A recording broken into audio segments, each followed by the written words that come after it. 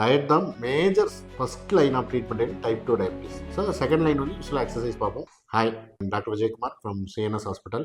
உங்களால் முடிஞ்சால் ஒரு எக்ஸசைஸ், சிம்பிளான எக்ஸசைஸ் ஏதோ ஒன்று முடிச்சுட்டு ஒரு 10 நிமிஷம் ரெஸ்ட். காலையில் பிரேக்ஃபாஸ்ட் ஒரு 7 to 8 எடுக்கிறீங்கன்னா உங்களுக்கு ரொம்ப பசியாக இருக்குன்னா ஒரு 7 மணிக்கு ஒருக்கா, திருப்பி ஒரு 9 o'clock ஒருக்கா ஸ்ப்ளிட் பண்ணி 2 எடுத்துக்கங்க. மொத்தமாக எடுக்க வேண்டாம்.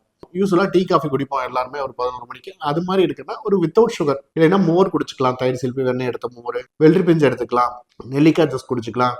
இல்லை அப்படின்னா பழங்கள் எடுத்துக்க சொல்லுவோம். லஞ்ச் மோஸ்ட்லி நம்மளாம் ரைஸ் தான் சாப்பிடுவோம். இது போக இல்லைன்னா காலையில் மாதிரி இட்லி, தோசை, சப்பாத்தி, ராகி ரொட்டி, கோதுமை ரொட்டி இந்த மாதிரி சாப்பிட்றனாலும் சாப்பிட்டுக்கலாம். ரைஸ் எடுத்தீங்கன்னா எந்த ரைஸாக இருந்தாலும் கஞ்சி வடித்து சாப்பிடுங்க. ஒரு கரண்டி சாப்பாடு வச்சிங்கன்னா 2 கரண்டி பருப்பு, இல்லைன்னா சாம்பார், கிழங்கு எதுவும் போடாமல். ஸோ பொரியெல்லாம் சேர்க்க வேண்டாம், அவையெல்லாம் சேர்த்துக்கிட்டீங்கன்னா நல்லது. ப்ரெஷர், சுகர், கூட ஹார்ட் ப்ராப்ளம் இருக்கிறவங்க, கிட்னி ப்ராப்ளம் இருக்கிறவங்களா மட்டன் அவாய்ட் பண்ணிக்கிறது பெட்டர். அப்புறம் ரசம் ஒர்க்கு எப்பவுமே எக்ஸ்ட்ரா சாப்பாடு வச்சு சாப்பிடுவோம், அதை அவாய்ட் பண்ணிடணும் சுகர் பேஷண்ட். வேக வச்ச சுண்டல், வேர்க்கடலை இது எடுத்துக்கலாம்.